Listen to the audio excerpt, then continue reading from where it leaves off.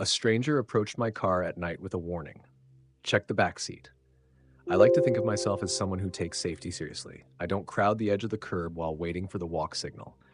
I keep my phone's location shared with my sister and mom at all times. When I'm out, I stay alert, perhaps scanning the spaces around me. And I have this rule that once I get into my car, I don't dawdle. No scrolling, no zoning out, no sitting there half aware.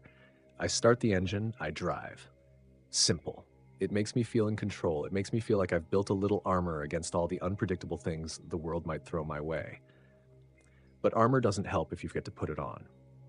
That night, I did the very thing I always avoid.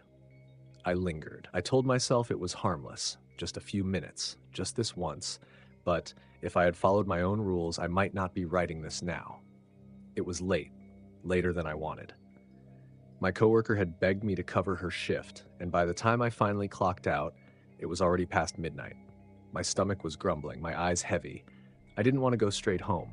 Instead, I pulled into the grocery store on the outskirts of town, a quiet little place I've been going to for years. During the day, it's normal, boring even. But at night, with most of the surrounding shops shuttered and dark, it feels cut off from the world.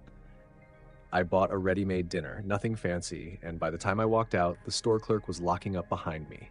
I watched him tug the heavy glass doors shut and kill the lights inside. In seconds, the whole building went black, a brick shell sitting in an empty lot. I should have left. I should have tossed the bag in the passenger seat, started the engine, and gone home to eat in the stale comfort of my kitchen. That's what I should have done. But I didn't. Maybe it was exhaustion. Maybe it was hunger. Maybe it was the silence I knew was waiting for me at my apartment, silence that had only grown louder since the breakup a few weeks earlier. Whatever the reason, I stayed. I pulled out my food, queued up a show on my phone, and decided that the front seat of my car was as good a dining room as any. For a while, it was almost nice. The parking lot was deserted, the only sound the low hum of the street lamp overhead. The isolation, which normally would have set me on edge, felt like privacy instead. No coworkers, no ex-boyfriend, no messy apartment, just me, my food, and the glowing rectangle of my phone. Then came the shout. At first, I thought it was part of the show, a burst of sound from my tiny speakers. But when I looked up, I saw her, a woman standing directly in front of my car, waving both arms to get my attention. The lot had been empty.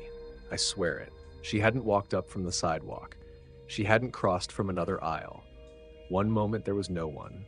The next there she was, framed in the weak halo of the streetlight. My car was pulled right up against the thin sidewalk that edged the building, and for a split second, I had the insane thought that she had stepped straight out of the brick wall itself.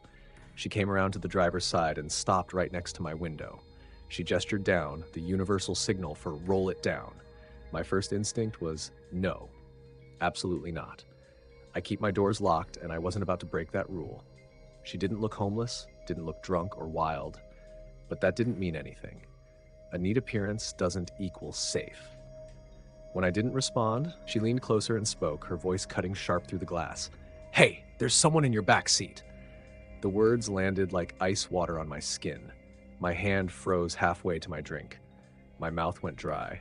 1,000 horror movie scenarios crashed into my head at once. Piano wire garrotes, a knife sliding across my throat, a gun barrel pressed against my temple. I fumbled at my seatbelt, ready to bolt from the car. The back seat suddenly felt like a cave of shadows behind me, every inch crawling with menace. I couldn't breathe until I knew. With my heart hammering, I flicked my eyes to the rearview mirror. Empty. Nothing but the faint glow of my own face reflecting back at me. Still not convinced, I twisted in my seat and looked with my own eyes. My car is a small hatchback, hardly room for anyone to hide. The back seat was bare. No figure hunched in the corner, no outline shifting in the dark. Just the fabric of the seats and the crumpled grocery bag from last week. Relief trickled in, but before it could settle, I heard it. A click. When I turned back, the woman's hand was wrapped around my door handle. She was tugging, twisting, testing the lock. The oddest smile spread across her face. Not angry, not frustrated. A thin, secret smile like we were sharing a private joke. That was all I needed. I slammed the gear into reverse, tires squealing as I backed out. For one terrifying moment, she kept pace, her hand clinging to the handle, her body dragged alongside the door. Her face hovered only inches from mine, and in the dim light, I finally saw it clearly. Her skin was stretched too tight, pulled thin over sharp bones, lips reduced to a thin slit. Her eyes were deep set and strangely elongated, her teeth small but too many, crowding together in a grin that didn't belong on any normal human face.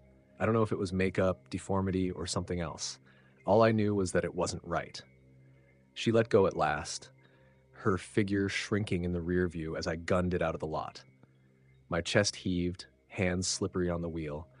I couldn't shake the thought that she hadn't been alone, that maybe someone else had been hiding in the dark edges of the lot, waiting for me to step out of the car. I prayed it had only been an attempted mugging and not something worse. By the time I pulled into my driveway 20 minutes later, I was trembling. I rushed inside, locked every door, latched every window. My exhaustion warred with adrenaline, and even as I tried to get ready for bed, I kept catching glimpses of her face in the corners of the rooms, in the shadows of the hallway.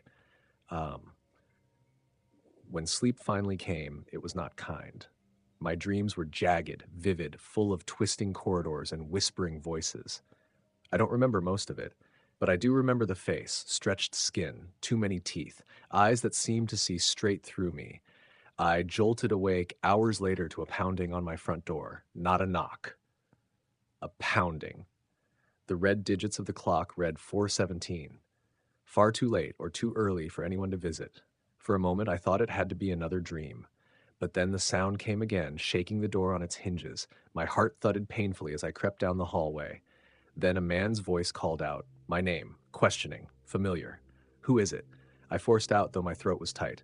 Brian, came the reply. My neighbor. Relief surged through me for a second. Brian lived across the street, always walking his dog in the mornings. We weren't close, but we waved, exchanged pleasantries, a friendly face, a safe face. I turned on the entry light, but didn't open the door. What's wrong? There was a pause. Then he said, Do you have someone over right now? My stomach dropped. No. Why? I was outside with the dog, he said, his voice low, and I thought I saw someone in your window, someone who didn't look right. My blood turned to ice. I glanced down the dark hallway behind me. No lights on, no sound, but the thought lodged itself like a splinter. She followed you. She's inside. I almost threw the door open, desperate to escape into the night, but something stopped me. His voice. Are you all right, Brian? I asked carefully. He cleared his throat, and when he spoke again, the tone was different, slightly off, forced. Of course, just a little cold, but I wanted to check in on you. Something clawed at my mind. But your dog, isn't she a girl? Silence. Thick, suffocating silence. Then, slowly, the doorknob began to turn. It twisted down as far as the lock would allow, then rattled, again and again, as though whoever stood there was testing the strength of the lock. Then came a single, bone-rattling bang, as if a shoulder or body had slammed into the wood. I stumbled back, breath shallow, every nerve on fire. For a long minute, nothing. No sound, no movement. Finally, I gathered the courage to inch into the living room and peel back the blinds. A figure was walking down the street away from my house. Not Brian. I couldn't see the face, but my gut knew. It was her. I watched until she vanished into the shadows, leaving the street empty once more. There was no more sleep after that. I sat in the kitchen with every light on, replaying the night over and over. Maybe I dreamed it all, I told myself. Maybe stress and exhaustion twisted reality into something it wasn't. But deep down, I knew. I'd seen her too clearly, heard her too clearly. Maybe she planted something on my car. Maybe she knew my name from somewhere. Maybe she could sound like Brian because she wasn't human at all. Now the sun is setting again. I haven't left the house all day. Every time I check the locks, I swear I see a flicker of movement just beyond my vision. Her grin hovering at the edge of the window, her eyes glinting from a darkened corner. I don't know what she wanted. I don't know why she chose me. All I know is this. The next time a stranger tries to warn you, don't listen. Don't open your door. Don't roll down your window. Because sometimes the danger isn't in the back seat. It's the one giving the warning.